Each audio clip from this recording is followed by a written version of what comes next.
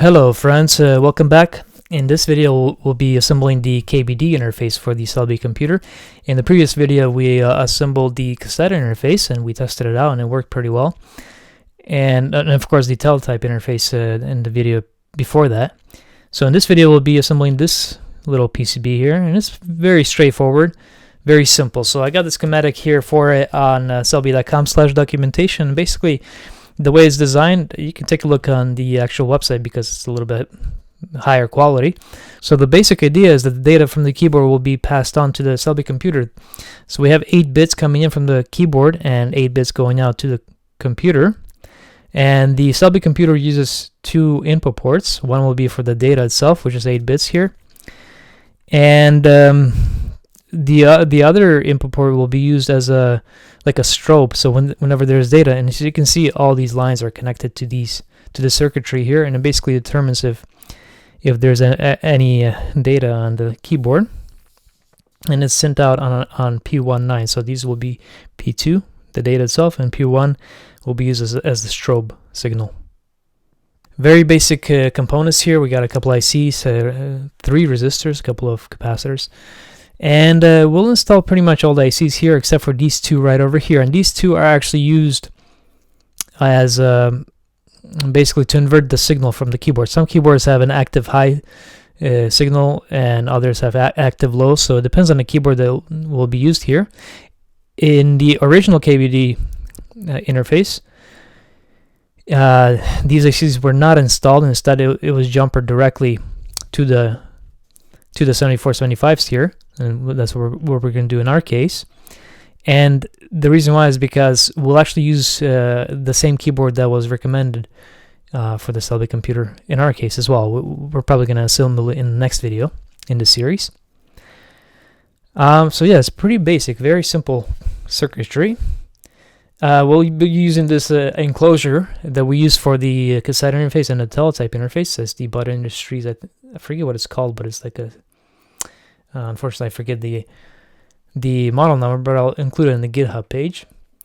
And I went ahead and actually assembled this one together, and it has 3 infinite connectors, 2 male ones. Each one has 11 pins, so we have P1 and P2. So P2, if you remember from the schematic, that's the actual data coming from the keyboard to the SCELBI computer. So this will be going to the input port of the SCELBI computer. And P1 is used as a strobe, also going to another input port on the SCELBI computer. And S1 is the data coming from the keyboard. So I haven't figured out how I'm going to do that yet, what kind of connector I'm going to use yet to connect it to the keyboard. But these 2, we already have some wires for the teletype which we're going to reuse for this. So I'm not going to create any new cabling for this interface just yet. And of course we have positive 5 volts and a ground. And I also added some electroset lettering here, as I did with the other enclosures for the interfaces. And I mean, it doesn't look too bad. Not as pretty as I would like, but I think it'll work. It's pretty legible. On the inside, I already went ahead and wired it up, soldered it all together.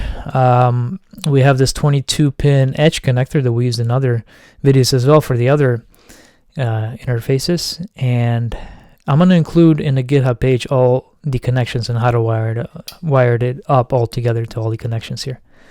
But it's pretty basic. Just make sure that you actually leave enough room for this board. As you can see, this one has a pretty tight fit. So as you can see, I can't really fit it in here, even if I press it against the edge of the enclosure here. So I'm going to have to actually insert it like this, a little sideways, and push it in. So just be sure that there's enough room here for this PCB. Yeah, so the enclosure is ready, and all we have to do is solder all the components to the PCB, and we'll be able to test it. But I actually won't be able to test it just yet because we don't have a keyboard yet. So in this video, I'll just be assembling the PCB, insert it into the enclosure. In the next video, we'll probably build the keyboard for it. By the way, I got some rubber feet here as well. Alright, so let's go ahead and get started on the assembly. And It's very simple. We're going to start with the resistors as before, and you can see if you look at SCELBI.com/documentation, there is an image of this board, and you can see where each component goes. It's pretty straightforward. I think Mike Wilgo also made a document with like assembly instructions for these boards. You can take a look at that as well. I might have included a link to that on the GitHub page, so take a look if you're interested. But I'm going to go ahead and install all the components. I'm just going to go ahead and install everything at once until we get to the ACs probably, and I'll be back. By the way, this diode here, the Zener diode, actually has the band facing down towards the edge connector.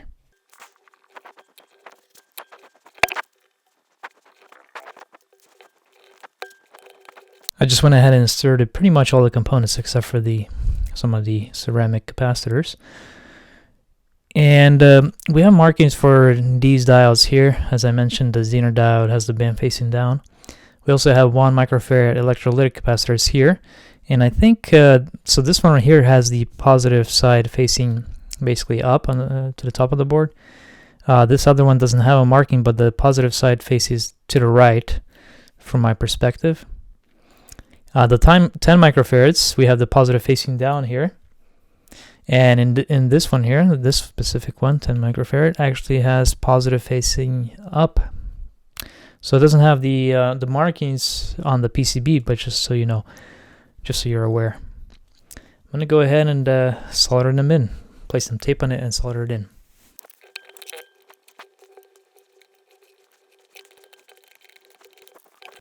Next we'll insert the IC sockets.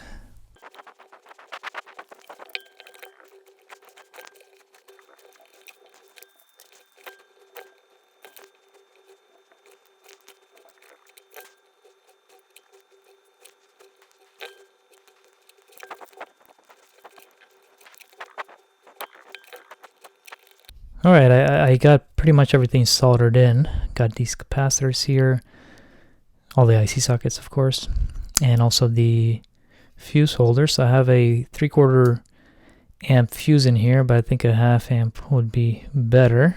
That's just what I had laying around. The last thing we have left to do is, well, to solder, soldering wise, is to install these jumper wires, and you can take a look at the original image to see where they go, or you can reference the schematic.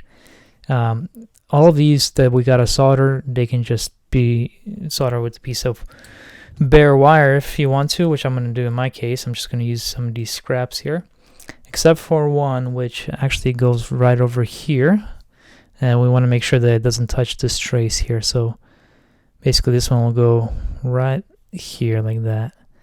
I'm just gonna strip the wire right over there.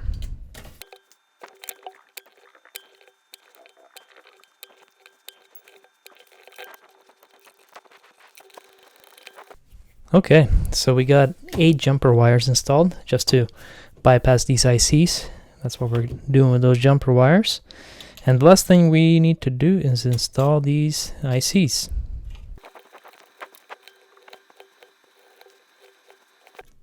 That's it. A pretty basic board, very simple to assemble.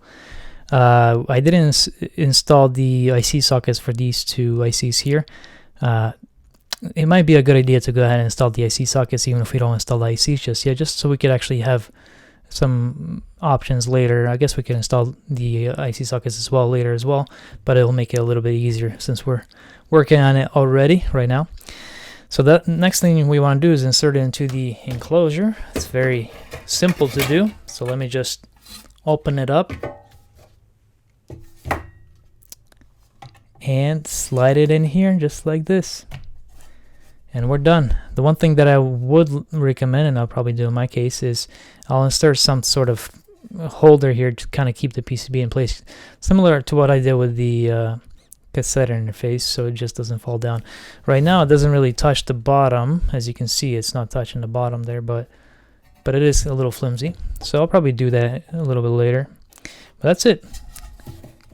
Now we can actually test it.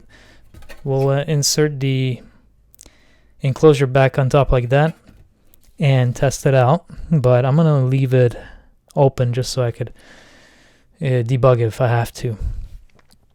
So I guess in the next video, we can't really test it right now because we don't have a keyboard, but in the next video we'll build a keyboard for this interface and hook it up to here, and also connect this to the computer. And we'll also have to insert another EEPROM into, I think, slot position. I think it's what is it, 77 or something like that, 76. It's probably 76. Yeah, so EEPROM slot position 76. That is the TTY interface PROM right now, inserted into the computer at this moment. But we can't have both. We can either have TTY or this keyboard interface slash oscilloscope, or some sort of output device. So we're gonna have to program another EEPROM for that, which we'll probably do in the next video when we test this all out. Well, that'll be it for this video. It was a very simple PCB to assemble. Pretty short video as well. Don't forget to like and subscribe. And in the next video, we'll test this out. Also assemble a keyboard, which is a pretty popular keyboard, I think, at least from what I've researched. So I think it'll be an interesting keyboard to assemble.